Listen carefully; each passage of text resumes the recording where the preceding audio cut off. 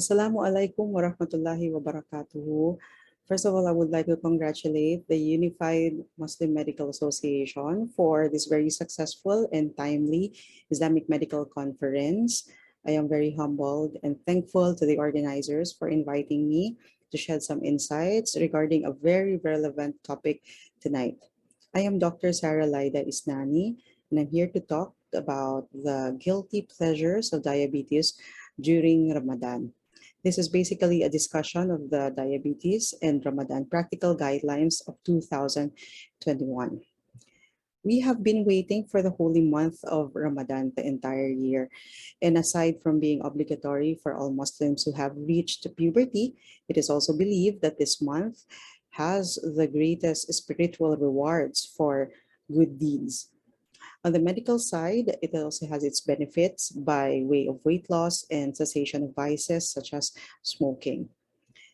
That is why many Muslims, even those who could seek exemption, have an intense desire to participate in fasting during Ramadan. A proportion of these Muslims are living with diabetes, thus the need to come up with surveys, studies, and eventually these practical guidelines for the physicians to advise them on what to do.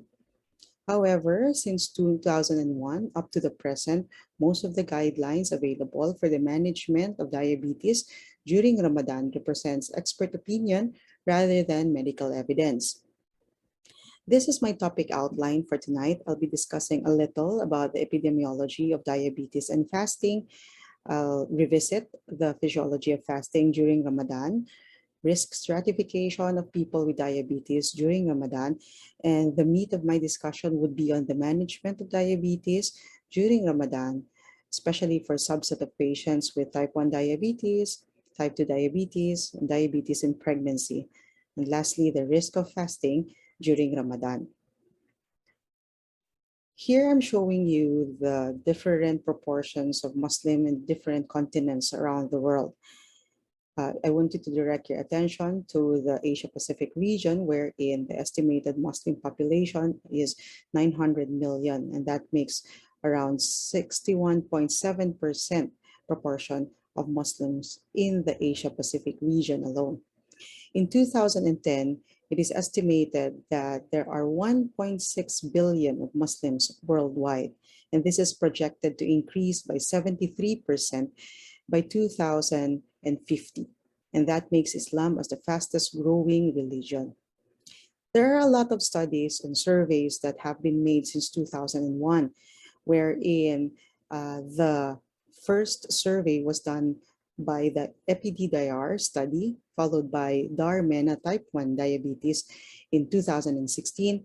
And the recent one is the Diabetes and Ramadan Global Survey. Let's take a look on the different demographic and clinical characteristics of those included in the study in 2020. As you can see, the DAR Global Survey included the most number of proportion of type 1 diabetes in comparison to the other two studies. 69.6% of those participants included in the survey wanted or had the intention to fast. However, 80% of those only were able to do more than 15 days of fasting, and 26.8% were able to complete a 30-day fasting. And these are for a number of reasons. And one of the major reasons are the risks encountered during fasting. It's a different ballgame when we're talking about type 2 diabetes. So here, as you can see, there are also a lot of studies. The difference is that there was another study, the CREED study, that was done in 2010, but the recent one is still the same as a type 1 diabetes, which is the DAR Global Survey. At this study, they were able to note that 83.6% of the participants had the intention to fast, and a good number of them, 94.8%, were able to do fasting more than 15 days. And as you can see, there are 61.9% of the participants who were able to complete the 30-day fasting. And that is a relatively good number in comparison to type 1 diabetes. Also, one of the major reasons that they found out why the 30% were able to break their fast or were not able to complete their fasting for 30 days is also the major risk encountered during fasting. Let's now revisit the physiology of fasting. There are four major players in the physiology of fasting that may contribute to the sugar control of each patient during Ramadan. So first is the glucose homeostasis, the sleeping pattern and the circadian rhythmicity, the fluid balance, and the energy balance. For the glucose homeostasis, typically in normal feeding, as you can see in the upper part of the graph, this is a normal feeding timing. So we have our three big meals, our breakfast, lunch, and dinner. And then in between, we have little snacks, the mid-morning, mid-afternoon. Also, it's optional if you want to have your late night snacks or your midnight snacks. However, during the Ramadan fasting, as you can see below it, there's a prolonged hours of fasting. And then suddenly, as the iftar come, there will be a sudden surge of the glucose and then followed by frequent nocturnal feeding. Thus, you see here from 6 p.m. up to 3 a.m., there are a little bit of baby lines in between of two big surges. So the first big surge is the iftar and the second one is the suhoor. However, it's also very different when we're talking about prolonged fasting and starvation, wherein totally there's no caloric intake throughout the day. Now, when we relate it to the glucose homeostasis done by our body for non-diabetics and diabetics, we will first focus our attention on the physiology of feeding in non-diabetic individuals. When there is food, which is a source of glucose, the pancreas will secrete insulin, and this insulin will then also stimulate glycogen stores in the end organ, which is the muscle. In the other way, it will also inhibit gluconeogenesis, such that the liver will stop producing glucose. So that's how they do balancing of the sugar in our body. During fasting in non-diabetic individuals, the normal reaction of the body is to decrease the insulin secreted. And this will now inhibit the glycogen storage, which is eventually and gradually the glycogen stores will be depleted. And this will stimulate the liver to increase gluconeogenesis to produce more sugar. However, in diabetics, if they go into fasting, especially in diabetic type 1, the insulin secretion is decreased or absent. For type 2, the pathophysiology is the insulin resistance or the decreased cell sensitivity to insulin. This will now inhibit the glycogen stores, and because of the fasting, there will be excessive breakdown of glycogen. In another way, it will also stimulate the liver to produce more sugar by way of gluconeogenesis. And at the end of the day, towards the iftar, because the sugar stores are already depleted, the body will now resort to fatty acids as a source of energy, having ketogenesis, especially for type 1 diabetics. It's very important that we mind this pathophysiology because one of the major complications of type 1 diabetes is sometimes they develop diabetic ketoacidosis. In the earlier part of the fasting day, there is a marked dominance of carbohydrate usage as the main source of fuel. But as the carbohydrates are slowly depleted, the lipids become more important towards the afternoon until the time for breaking the fast at sunset. The omission of suhoor leads to a depletion of glycogen stores, and it can result to a ketotic state much earlier in the fasting day. This is important to note because some diabetics, whether type 2 or type 1, especially the type 1, they are prone to having DKA, or the diabetic ketoacidosis. And during a Ramadan fast, it is considered that the body is in a state of insulin resistance.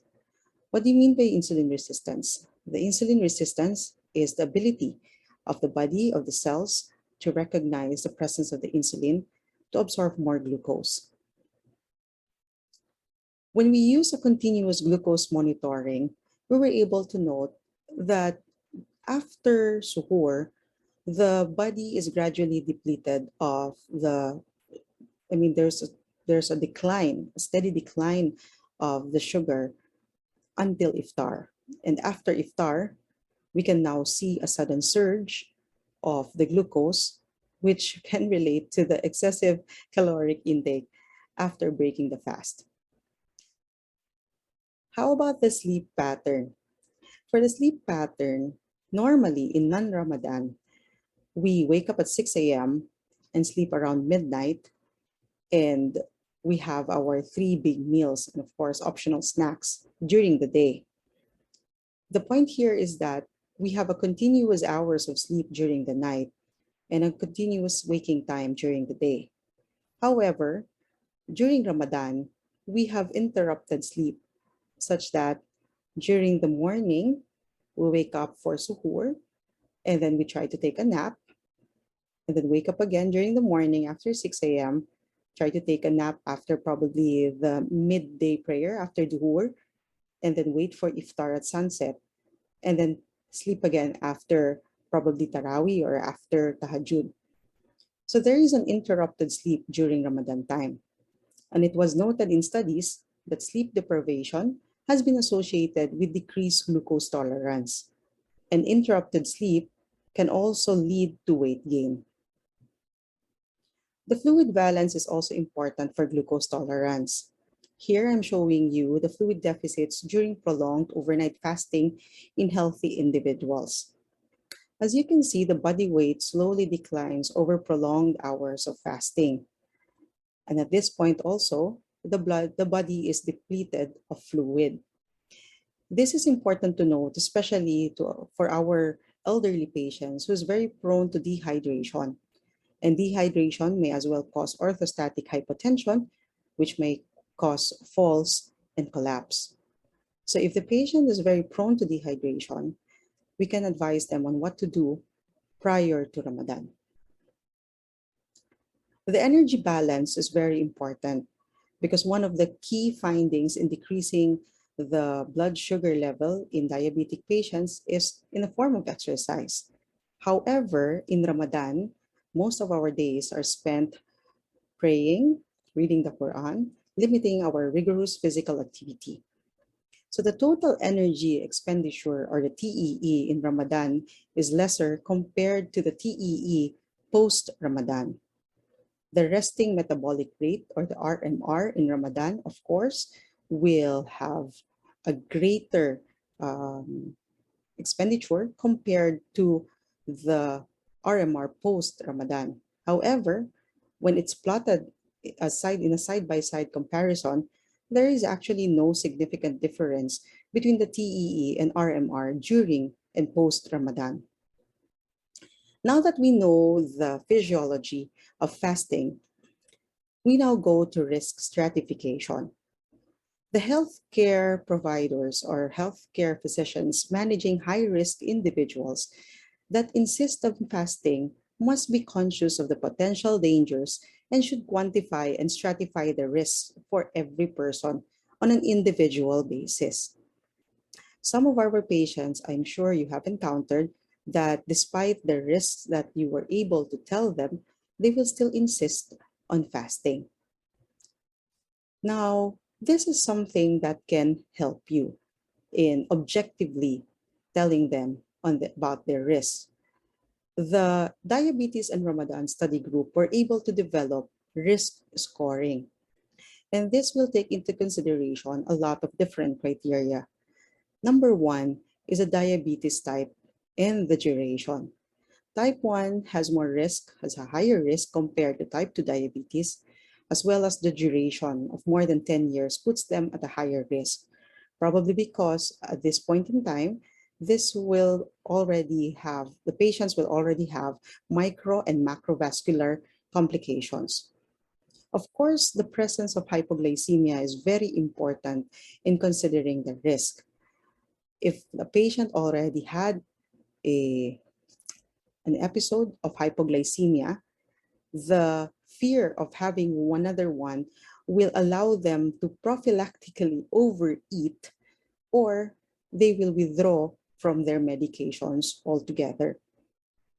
The level of glycemic control also is very important.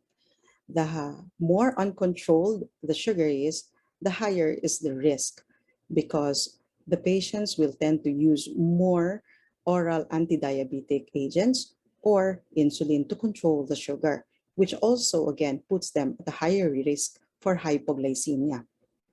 The type of treatment is very important, because if you use multiple daily injections of insulin, this has a greater hypoglycemic risk compared to using metformin or oral antidiabetics monotherapy alone. The self-monitoring of blood glucose level is also very important during the time of Ramadan. However, economic-wise, it may not be practical for our patients, because they have to spend around 30 to 50 pesos for each blood glucose determination. But it's still good that you would want them to monitor their blood glucose frequently, so that for them to be aware of the level of sugar that they're having. If your patient is very prone to having DKA or hyper smaller state in the last 3 months, in the last 6 months, the last 12 months, this will also put them at a higher risk compared to those patients who never had an experience before. The macrovascular diseases that your patients carry alongside with diabetes is also putting them at a higher risk. So the macrovascular complications that we're talking about are heart problems, which will be discussed by our dear colleague in a while, and any form of stroke that might have happened. Those patients, I'm sure, who has renal complications, for those patients who are on dialysis or with the eGFR of less than 30 ml per minute, that will put them at a higher risk compared to those with a good glomerular filtration rate. Also, pregnancy alone puts them at a higher risk compared to those who are not pregnant. But if a pregnant patient wishes to go on with their fasting, we have to make sure that their sugar are within targets. Frailty and cognitive function also is one of the consideration for risk scoring. Our elderly patients who are more than 70 years old with no home support has greater risk compared to those with intact cognitive function. Those also patients with high intensity physical labor have higher risk of experiencing hypoglycemia compared to those who are well rested. For those with previous Ramadan experience who have an overall negative experience because of the risks of fasting, this will also put them at a higher risk compared to those with positive experience. And the location or the fasting hours is very important, especially for Scandinavian countries wherein they experience 17 hours of fasting. So you sum it all up, and if the score is between 0 to 3, that will put your patient at a low risk. If the score is 3.5 to 6, that will put your patient at a moderate risk. And for those more than 6, is considered high risk. Now, what would you advise them? If the patient is low risk, they are able to fast. However, year after year, these patients might have different circumstances. That's why it's very important that you risk stratify them annually to review the level of risk in advance of Ramadan. For those with moderate risk, we shall advise them not to fast. But if they insist, this important personal decision should be made after consideration of the associated risk in consultation with their healthcare providers. And of course, it's very important for the physicians to tell them on what possible circumstance, negative circumstance that they may encounter, and what to do when they have one. For those patients who are considered high risk, they should not fast. However, if they would still intend to fast, utmost care and monitoring should be provided alongside the strategies and recommendations. For the management, which is the bulk of our discussion, the general recommendation would still be good diet and nutrition, which will be discussed by our colleague also. Individualization is a key to defining what therapy is better for each patient. We wanted them to do frequent monitoring of the glycemia if they can afford. And it's also very important that we have a pre-Ramadan assessment and counseling, and we might as well use the risk scoring that the Diabetes in Ramadan study have provided. For the management of type 1 diabetes, it's very straightforward because type 1 diabetics use only insulin. So once daily long-acting basal analog, we ask them to measure their blood sugar in fasting hours. That will be morning, midday, and before iftar. There will be no adjustments if their sugar is between 90 to 160. But if their blood sugar is between 160 to 250, we consider increasing their basal insulin by 10 to 15%. If their blood sugar is 250, consider increasing the basal insulin by 20 to 30%. And if they're experiencing hypoglycemia, we should decrease their basal insulin by 15 to 20%. We also have to measure their blood glucose in the non-fasting hours, and that is post-iftar. Dose adjustment depends on short-acting insulin at iftar, suhoor, and snack in between. Very important for type 1 diabetics is the insulin to carbohydrate ratio, or the ICR calculation of meal contents for those changes. Avoid high carbohydrate and fat contents in meals, as that will reflect on the blood glucose levels throughout the night and early morning. For those using twice daily basal insulin analog, the guidelines are basically the same as the one using once daily long-acting basal analog. However, what they would do for their late evening dose, they would also use for their pre-suhoor dose. So same guidelines will be used and same dose adjustments. It's also very important to tell them when to break the fast. So all individuals, not only in type 1 diabetics, but also in type 2 diabetics, when the blood glucose is already less than 70, and if they recheck it after an hour and still the blood glucose is between 70 to 90, they might as well should break their fast. Also in type 1 diabetics, if the blood glucose is more than 300, they are prone to developing diabetic ketoacidosis. They might as well should break the fast and inject the required dosage of insulin. Symptoms of hypoglycemia or any acute illness can occur during the fast, and this may also be an indication for them to break their fast. For the type 2 diabetes, there are a lot of available oral antidiabetics. What I'll be showing you are the common medications that we are using in our clinics. Metformin. Metformin is a widely used oral antidiabetics, and aside from being affordable, it's also very durable. So what will we do to our metformin tablets? If we are giving them once daily dosing, there is no dose modification required, but we have to ask them to take it after iftar. If the patient is using a twice daily dosing of metformin, no dose modification, they might as well take it after iftar and after suhoor. If the patient is taking 3 times a day dosing, morning dose to be taken before suhoor, and then we shall combine the afternoon dose or the midday dose and the nighttime dose taken after iftar. If we're using the prolonged release metformin or the metformin XR, no dose modification is usually required, and we shall take it after iftar. Pioglitazone is also one of the popular tablets that we're giving our patients. And because of a low risk of hypoglycemia with pioglitazone, there is no dose modification required during Ramadan. But this dose should be taken with iftar. The GLP-1 receptor agonist, we've heard of this and it's slowly becoming popular. But then I think only a small population or proportion of our patients have been taking GLP-1 receptor agonist because of the price.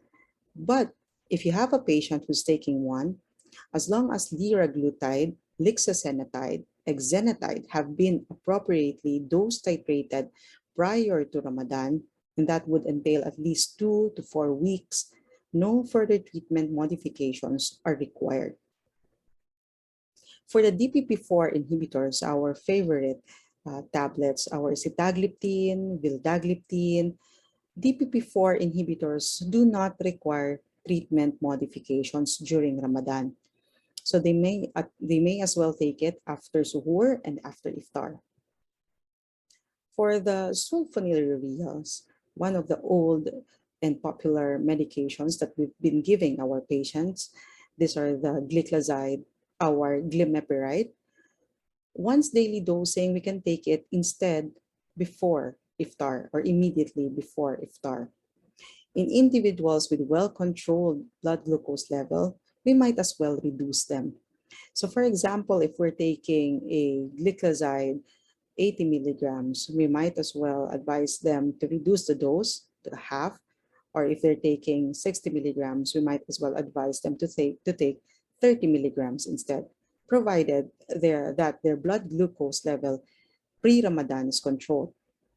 If they're taking twice daily dosing of gliclazide or glimepiride, iftar dose remains the same. However, in individuals with well-controlled blood glucose levels, the sahur dose should be reduced.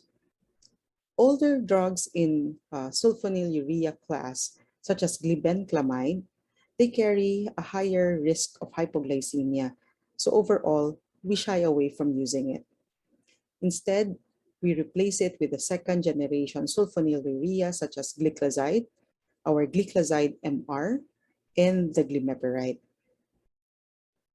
The SGLT2 inhibitors have a low risk of hypoglycemia also, so there is no dose adjustments required during Ramadan. Now we go to the insulin regimen. How do we change the long and short-acting insulin dosing during Ramadan? So for long intermediate acting basal insulin, the NPH detemir, glargine U300, Degludec, once a day dosing, reduce dose by 15 to 30% after iftar.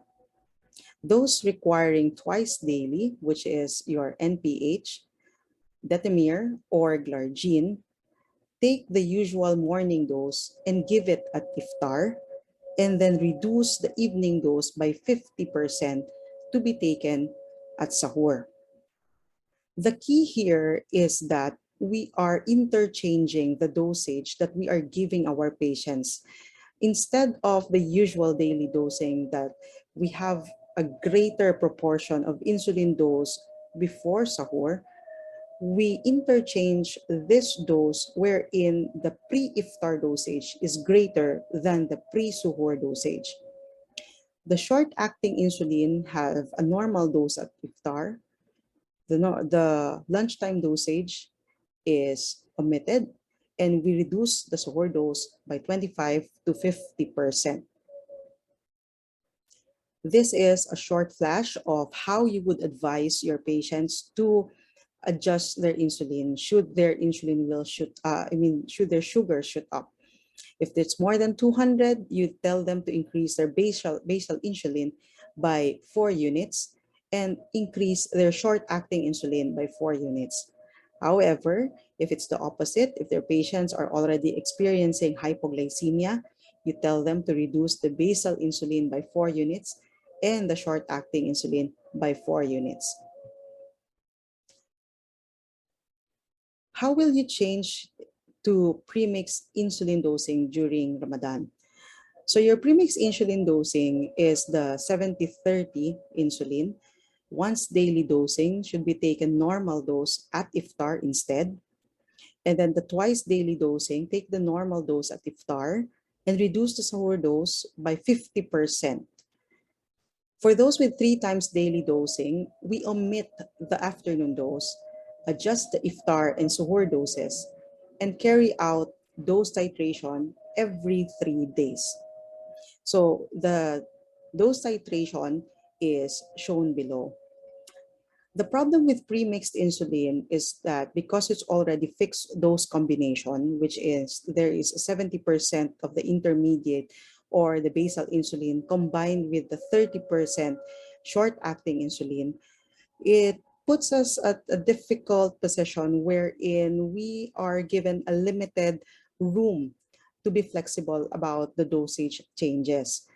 Because during a normal intake, during the non-Ramadan times, we are used to giving them this premixed insulin, granting that there are no changes in their caloric intake.